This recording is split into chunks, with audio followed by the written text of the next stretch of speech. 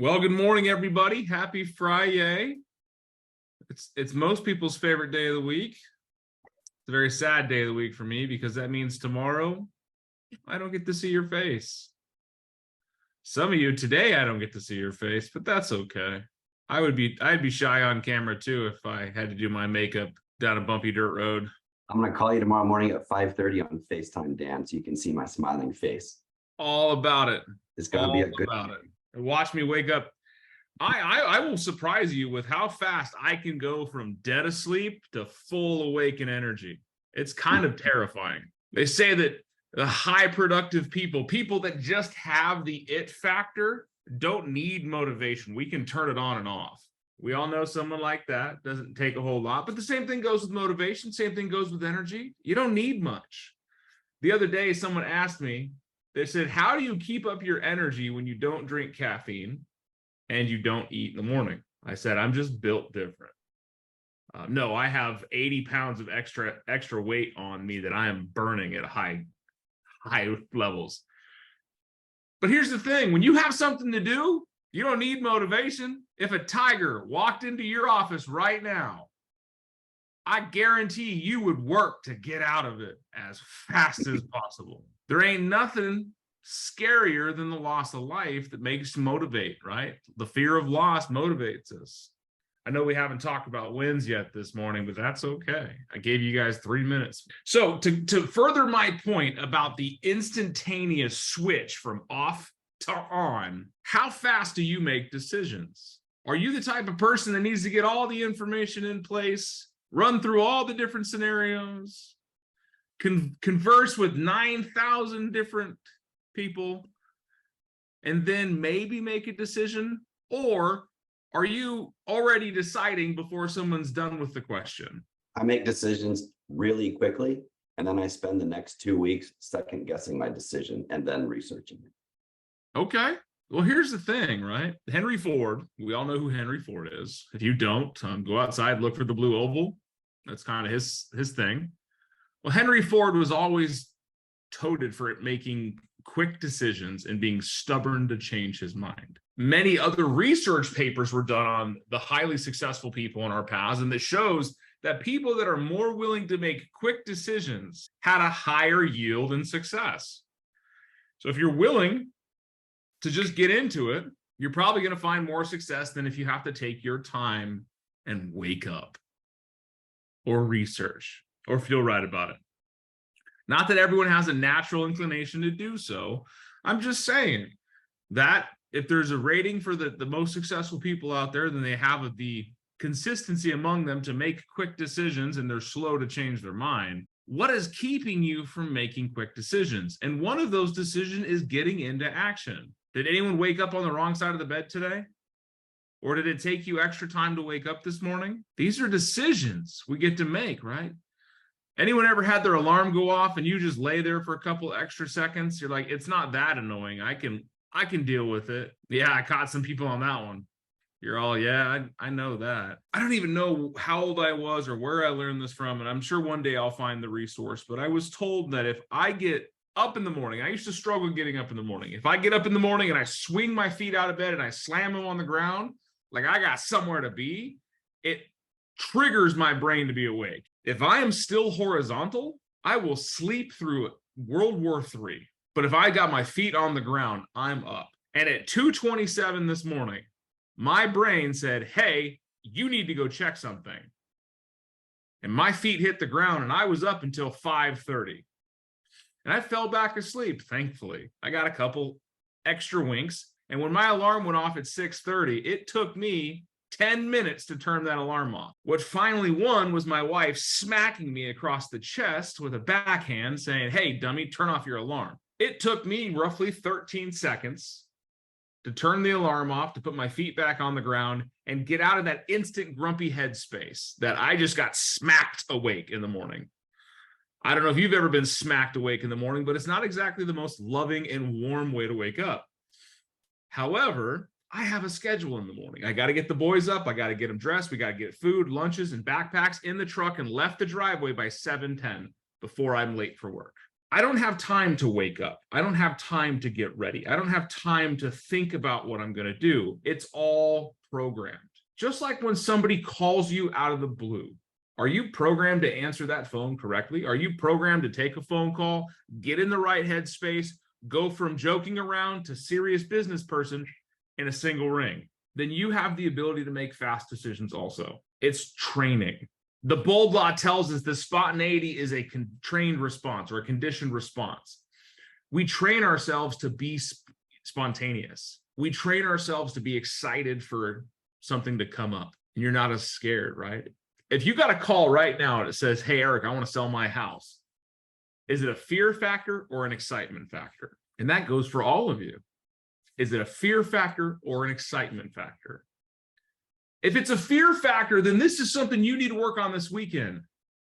What questions do I ask? What information do I need? And how fast can I set the appointment? If it's an excitement factor, same things, just how can I make sure I have a higher conversion from when I get that initial phone call or that initial text or that initial email or that lead, that I have the ability to convey my excitement to helping them out in a professional manner that makes my services seem better than anybody else, and I can land the deal. Again, an instant decision, a fast decision, a slow change.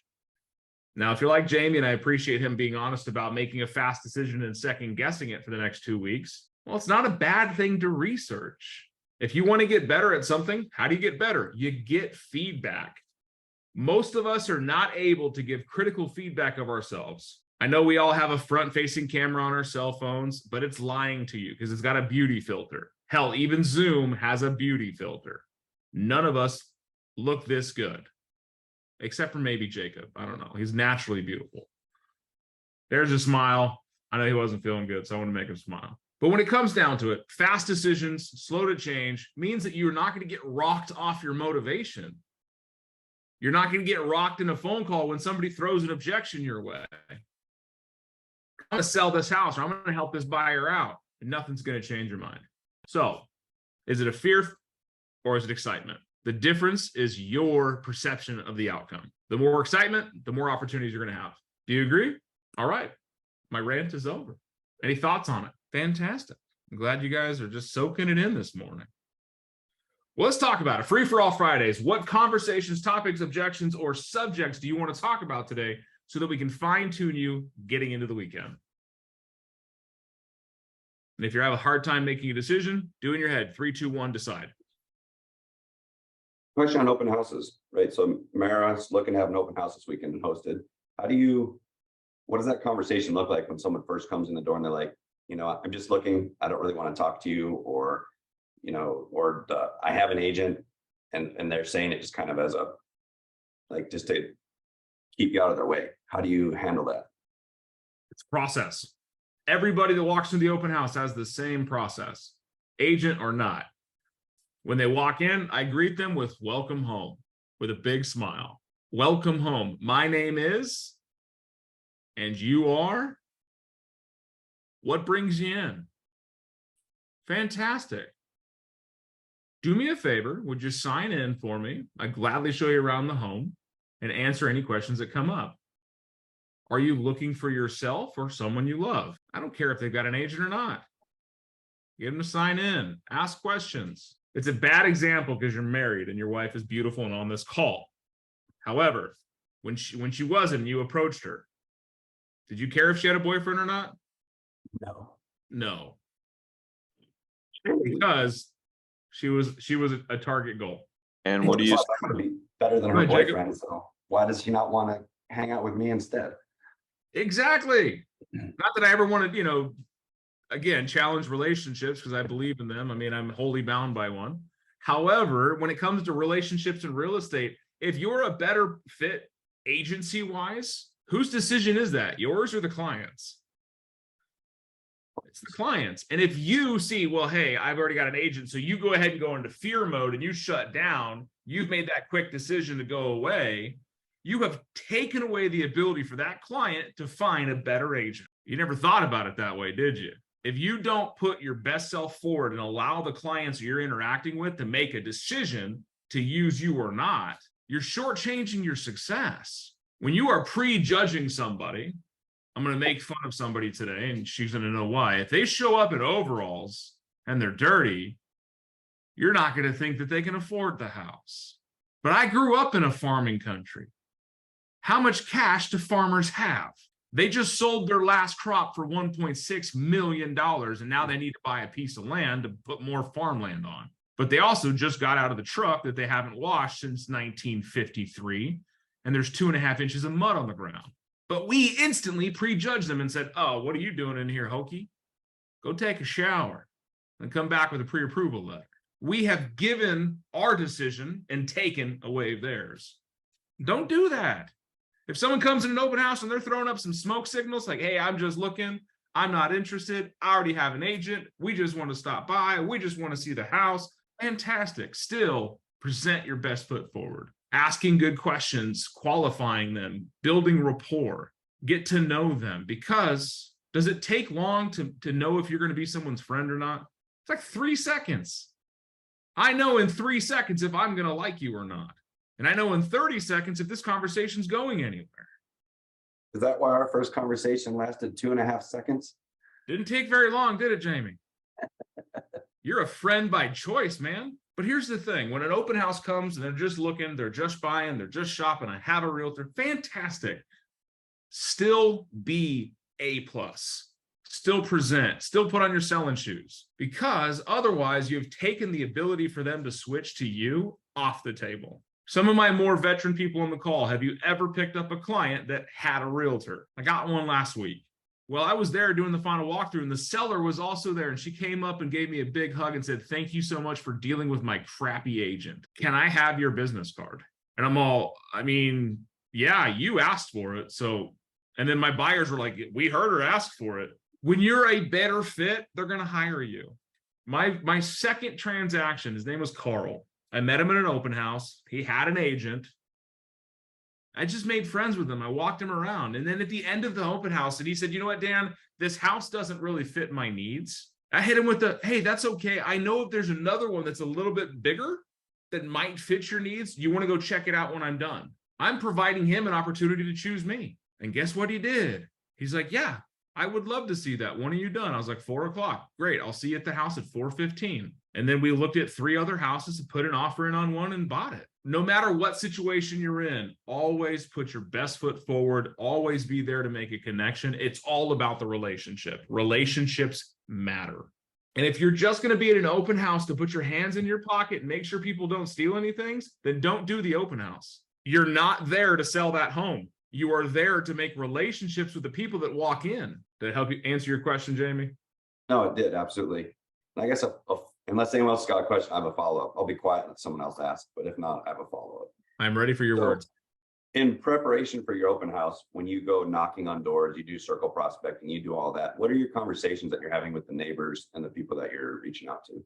Ooh, I've got a good one for this, but I'm going to open this up to people on the call because Anthony's reaching for that unmute button. He's trying to get to it. What do you guys ask for? Let's hear some feedback. I'd start with just inviting them to the open house and giving them, I have an open house flyer about the house and invite them and say, we're inviting everyone. You can come by and take a look, or if you know anyone that's looking, bring them along. Just kind of start it that way. Very friendly. There's that. So just a flat invite. What else? Have you found your unmute button, Anthony? All right, Jacob, while he's looking. I just wanted to make sure that everyone wanted to talk before. So anybody with a clipboard is always important. You see them everywhere. You could get into a concert with the clipboard, right? You just walk in with the clipboard and you're getting in. They just think you're there. So I carry a clipboard. That's the first thing I do. Second thing is, you're right. I invite them to the open house, but I also make it more about the person I'm knocking on their door, because they could give 2 rats ass about the open house. But you know what they do care about? Their property values. So I do tell them, look, when this house sells, what I could do is I could call you or text you, let you know what it actually sold for, because that's going to bring your property value up. And a good 50 to 60% say yes automatically. I get their information. Here's a great thing. Jacob, what'd you have? Thank you for that, Anthony. Good points. My favorite line is telling them it's their chance to pick their neighbor. I like that. They love that. Not only inviting them to the open house, but giving them the invite to give someone else, hey, send someone to us so that way you can pick your neighbor. Have you guys ever heard of a term called intangible value? We all know tangible value, right? I have this Apple mouse that cost me probably $7,000, and we all know it's there. However, the value is the ecosystem that it supports. It's the black that matches everything on my desk, the fact that it's an actual Apple Mac. And all these things are intangible values that add value to me and to someone else who knows those intangible values. Do neighborhoods have intangible values? Absolutely, right?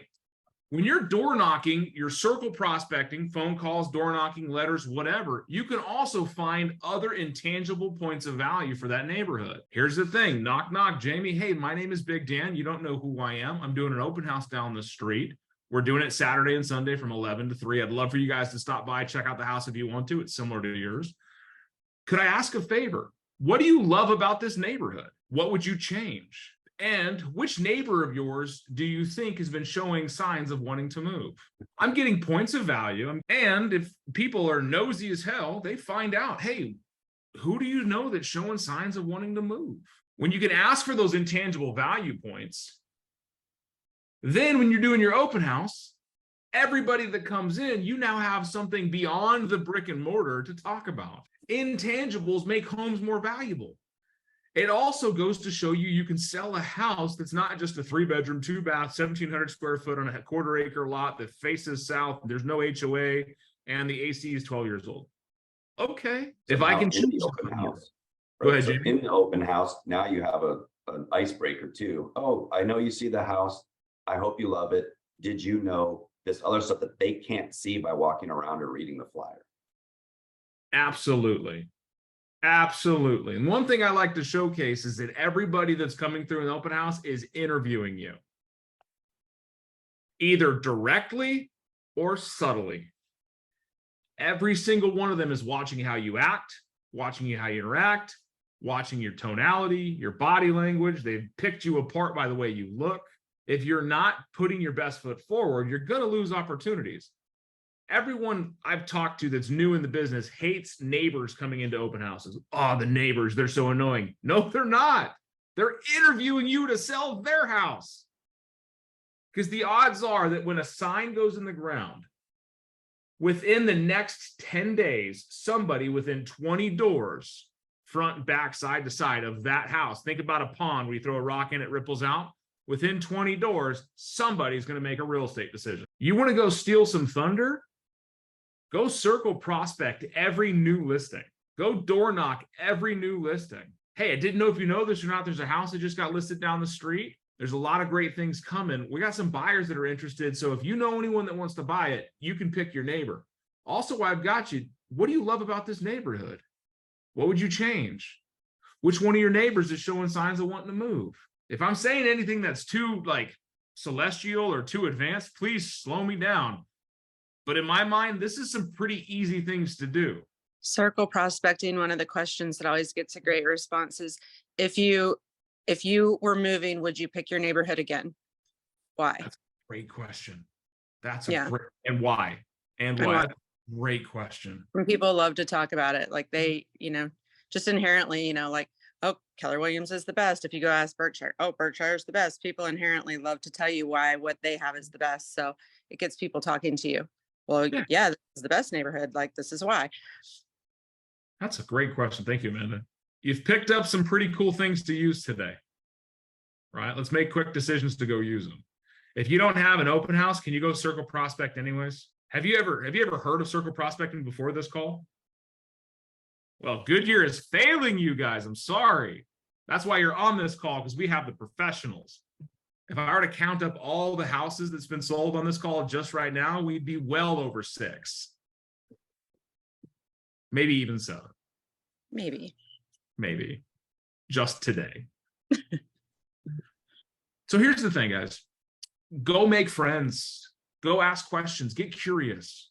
When you're carrying a clipboard, you look important. But don't have a clipboard and a suit. I will put that caveat on there. Clipboard and a suit doesn't work so well. Another thing you can do for your open houses is what Billy Neal, which is a mentor of mine when I first got into Keller Williams, he's a dude's a psychopath with ideas.